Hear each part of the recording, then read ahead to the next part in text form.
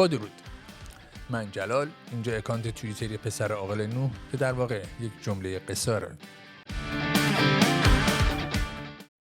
دلیل حضور امروز ما بررسی بعضی از مواردی هست که امروز ما مشاهده می‌کنیم برخی از فعالان درخواست کردن و مطالبه کردن که در مورد شفافیت صندوق‌های اعتصابات یک پاسخی داده بشه، یک تصمیمی اعمال بشه، یک توضیحی داده بشه که ما هم با این موضوع بسیار موافق هستیم.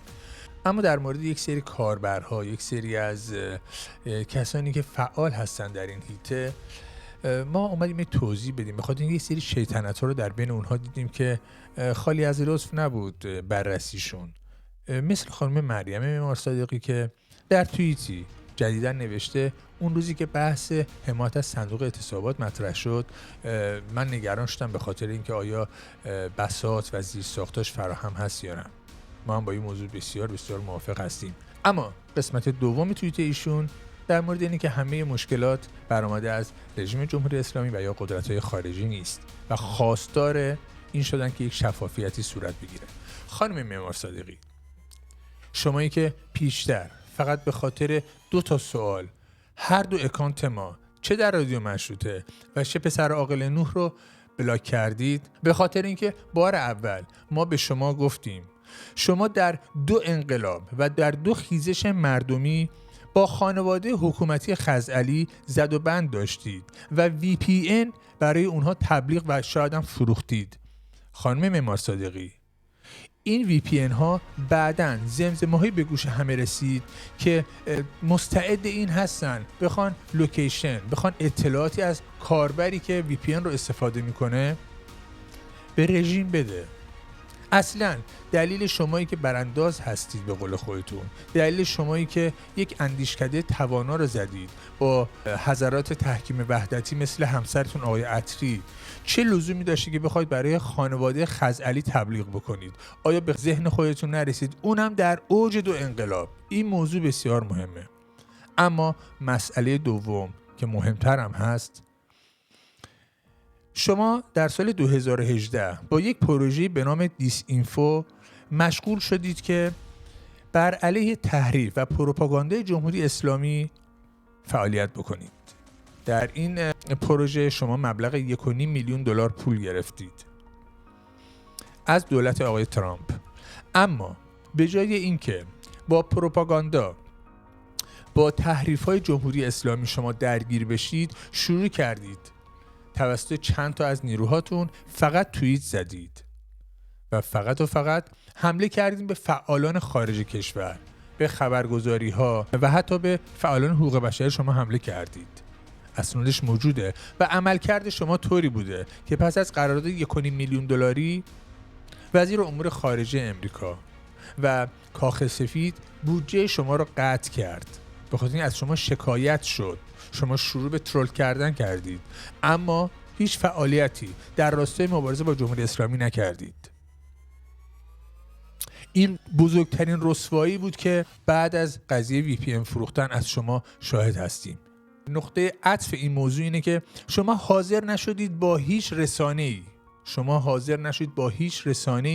در این مورد صحبت بکنید، هیچ توضیحی ندادید. چطور امروز این گونه نقابی بر صورت زدید و خواستار شفافیت هستید؟ اگر شما غرض ورز نیستید خانم معمار صادقی، بیایید در مورد 2 پروژه‌ای که به راستی کمک به جمهوری اسلامی بود یک توضیحی بدید. بازم تاکید میکنم پروژه های شما رو یک دولت آقای ترامپ وصل و قطع کرد. یعنی ما نمیتونیم بگیم که خب دولت بعدی اومده به خاطر حالا کمبود بودجه، به خاطر عدم موافقت نماینده ها بودجه شما رو قطع کرده. شما تخلف کردید. شما به جای اینکه مستند بسازید، به جای اینکه آمار بدید، به جای اینکه برنامه بسازید در مورد پروپاگاندا، شروع کردید با 1.5 میلیون دلاری که قرارداد نوشتید فقط به فعالان خارج کشور حمله کردید. حالا اون فعالا کی هستن یک بحث دیگه است، ما کاری به اون موضوع نداریم. اما چرا هیچ توضیحی در مورد این رسوایی ها نمیدید شما؟ ضمن اینکه لازم به ذکر است که پروژه دیس اینفو که خانم مریم معمار صادقی در توییترش با اون معرفی میشه، یک سری مناسبات و ارتباطاتی هم با FDD داره که ما به زودی در مورد FDD برنامه خواهیم ساخت تا فضای اپوزیسیون خارج کشور رو شما عزیزان بهتر درکش بکنید. هرچند منظور من اون تعداد کمی است که وقت ندارن این اطلاعات رو سرچ کنن و یا اینکه وارد سایت ها بشن، وگرنه ما میدونیم همه شما مطلع هستید و ما سعی میکنیم یک سری از اطلاعات رو ریویو بکنیم و به سمع نظر شما برسونیم. در درون اپوزیسیون خارج کشور اخباری هست که ما قطعاً در رسوندن اون اطلاعات به شما کوشا خواهیم بود. با ما باشید. صلح نبودن جنگ نیست، یعنی هر نوع جنگی به یه اندازه بد نیست. در تاریخ هم نگاه بکنیم جنگ باعث شروع بهتر شدن زندگی ها، مملکت ها، جامعه ها بوده. سوریه الان میبینیم که آدمایی هستن، یه گروهی هستن، من مطمئن نیستم کیان، ولی ساینای پلاکاردهای خیلی بزرگ درست میکنن به زبان انگلیسی خیلی قشنگ. الان 3 ساله که دارن دعوت میکنن از دنیا که حمله بکنن به سوریه. این آدم ها مسلماً به خاطر این نیستش که صلح دوست نیستن که این حمله رو دعوت میکنن، صلح رو میخوان برای جامعهشون که اون حمله رو دعوت میکنن. یا در کوسوو که من کار میکردم 3 سال اونجا بعد از بمباران ناتو کار کردم، یادم کسایی که من باشون اونجا آشنا شدم برام تعریف میکردن که موقعی که ناتو بمبارون میکرد میرفتن روی سقف خونه هاشون میشستن و داد میزدن از خوشحالی که این بمبا دیگه بالاخره داره میاد.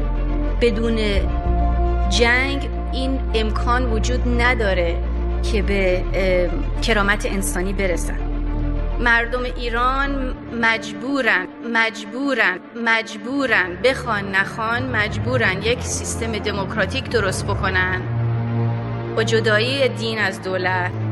برای چی برم بهشت آدم اونجا حوصلش سر میره.